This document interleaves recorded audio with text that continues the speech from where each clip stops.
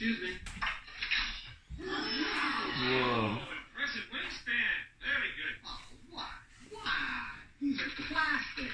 You can't fly. They are a beryllium carbonic alloy, and I can fly. No, you can't.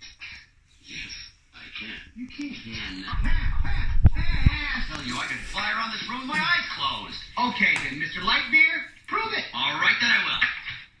Stand back, everyone.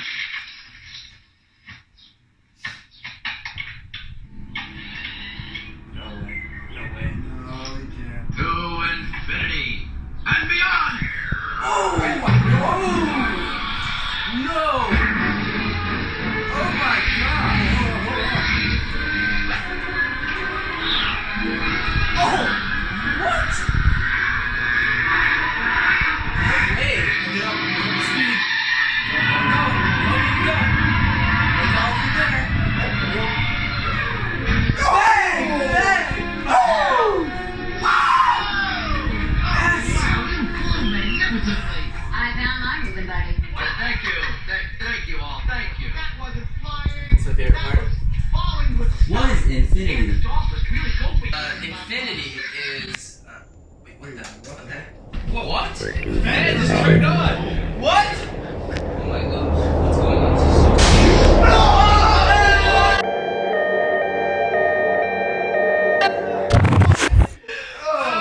You guys want to learn about infinity?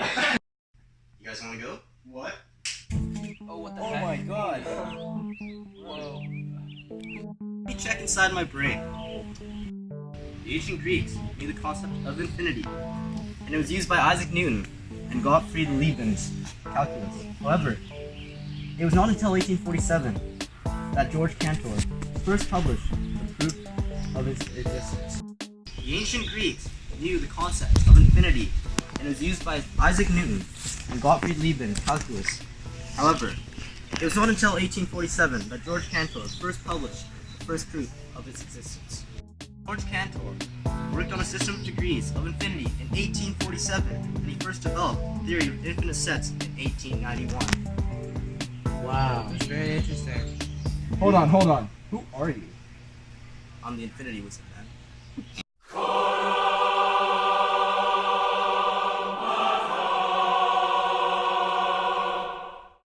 Oh, so that's a real thing. Alright. You're the Infinity Wizard, eh? I'm real. Alright? Listen up. Alright. Get your hands off me. He was a mathematician to tame infinity and set up the basis of our understanding of this term. Don't snap. Wow. Whoa. What the heck? Where are we now? In the 1st century before Christ, Ludicrous considered the idea of an infinite universe. In his poem, De Rerum Natura, he argues for in favor of an infinite universe. If the universe was finite, he argued there would be a boundary.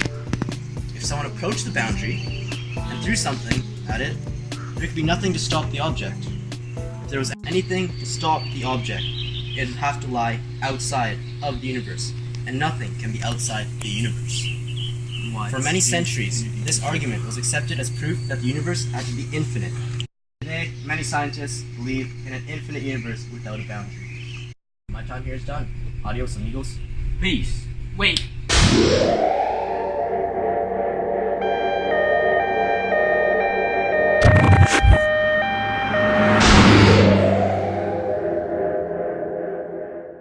Guys, Johnny Sykes here. I'm going to play you the Wizard, and I will be giving you some mathematical concepts and facts.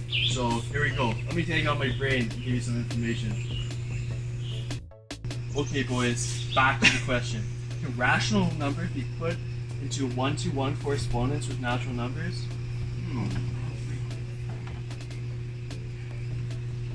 Wizard. Yes, you. Johnny Snipes, it's no? Are you stupid? The answer is yes. First, how? Well, let me tell you. First, you have to look at all the rational numbers. You have a 1 to 1, 1 out of 2, 1 out of 3. Then you have a 2 over 1, 2 over 2, 2 over 3. And this can go on and on forever. There are infinite amount of these sets. There are infinite amount of infinite sets. Get that? Well, here's another example. Start with 1/2 and keep adding 1/2, so you have 1/2 plus 1/4 plus 1/8 plus 1/16 plus 1/32, so on, so on. If you keep going to the sum, we're closer and closer to 1, but never actually reach that point. Even if you continue this pattern forever, this brings me to another point. What's your point, Johnny Snipes? Let me just tell you that. Okay, guys. First one is simple. We all know 1/3 over 1/3 is 0.33 repeating, indicating repeating. Fact. So, what happens if you take 0.99 and divide by 3? You get 0.3 repeating. 0.3 repeating, yeah. And therefore, 1 must equal 0.9 repeating. No, this is all true. Then why does it work? Basically, Achilles ran 100 meters, and then we added up 10 meters to catch up to the tortoise, and eventually keep adding 1 meter. 0.1 meters, 0.01 meters. Achilles keep going closer and closer to the total 1,000 meters, but you'll never completely reach the 1,000 meter mark. As this pattern can continue on forever, again, this statement is a paradox. As we know, Achilles will reach that end eventually, as we all know. I gotta do some more research.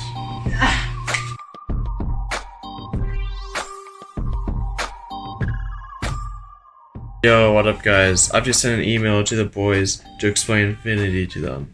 Are there different sizes of infinity? Infinite sets are not all created equal. However, there are actually many different sizes or levels of infinity. Some infinite sets are vastly larger than other infinite sets. The theory of infinite sets was developed in the late 19th century by the brilliant mathematician George Cantor. Medieval thinkers believed that all infinities were the same. They illustrated this by placing a small circle inside a larger circle, despite the larger circle having more circumference. Every one of the infinite points on the small circle can be paired with a point on the larger circle. Now let's move on to some paradoxes in infinity.